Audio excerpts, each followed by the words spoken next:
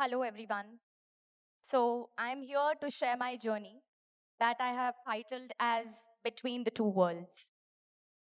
So, I was in third standard when I thought I want to be a doctor, and my father got me a doctor set.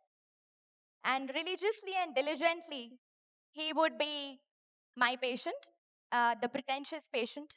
He would open his mouth every time I flashed a torch into his mouth, and he would wince in pain every time I gave him the plastic injection. Until one day, when I became a real doctor and an oncologist, and unfortunately, he became a real patient. So, before I dived into the world of oncology, I always thought that having cancer was probably the end of the road. And cancer in a child probably was already a lost battle. And before I start my journey, just getting some facts right, do we know that there are about 20 million people who are diagnosed with cancer every year around the globe?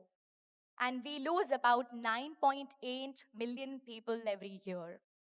And this number, mind you, is going to rise to 35 million by 2050. 4% of all these are actually children. Am I here to discuss all these depressive statistics? No, not at all.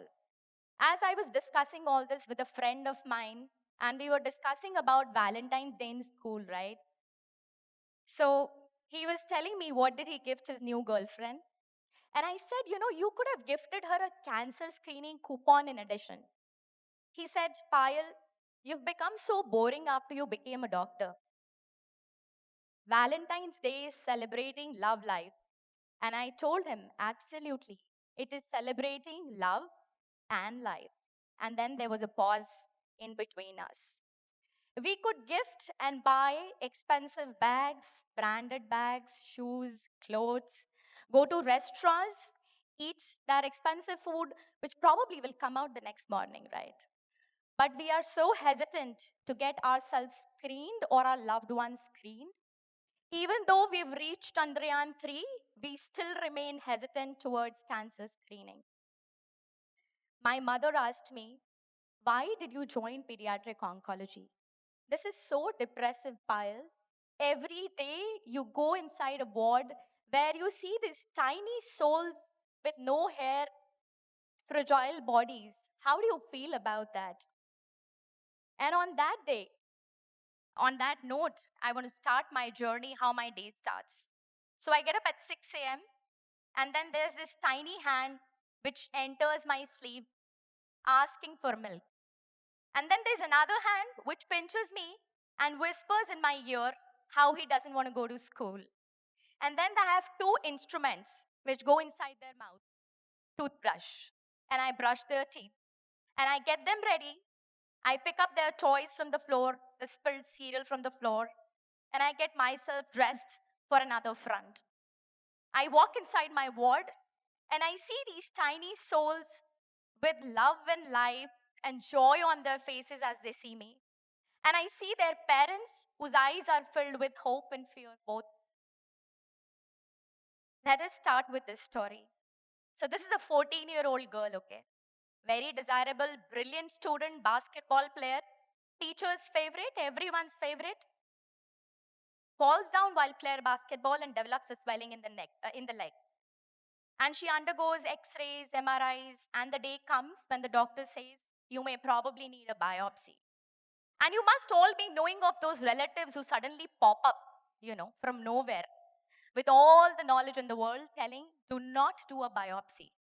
And unfortunately, this myth is propagated so much on Instagram, Reels, YouTube, and liked by so many of us who might be sitting here. Anyways, the father, the brother, and mother were intelligent enough that they said that yes, we'll do biopsy. We do understand it does not spread cancer. And the news was not very good. We told the parents that this child has bone tumor. So, as all the teens these days, they put up a brave face. So did she. And she said, oh, I'm going to fight this. I'm going to fight this like a pro. But as days passed And I saw her hair falling, fell the relatives, fell the friends, fell the teachers, and fell the boyfriends. And then I saw her face while she took treatment. I know everything was falling apart. Then came the day of surgery. The relatives popped up again. And now they said that they're going to chop off your leg. And of course, I didn't train for more than a decade to become a butcher, right? And in today's era, most of the cancer surgeries are actually organ preserving. And we didn't chop off her leg.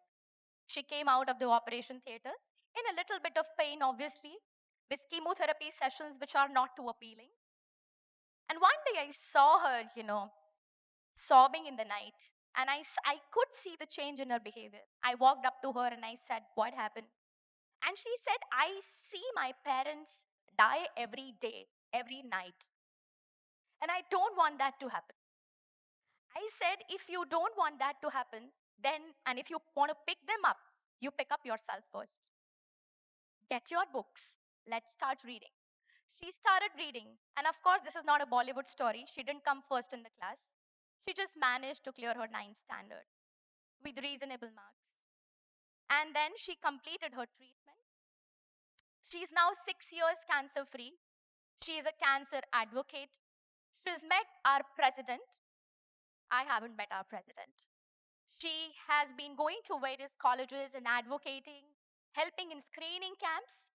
She also participated in Miss Cancer Warrior and has won the pageant right now.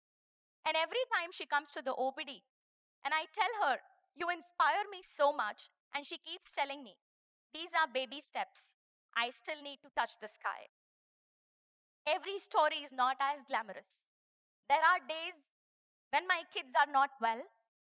I still tuck them up with their grandparents or nannies and still manage to come to the hospital to cheer them up, those who look at me with fear and hope and so much of wish. And there are times when we lose them, despite every effort, despite praying for miracles, and still go back home and celebrate birthdays of my own children as I stay between these two worlds. And on that note, the 16-year-old who wants to win a Nobel Prize comes to our hospital, frail, pale, exhausted, is diagnosed with a high risk blood cancer.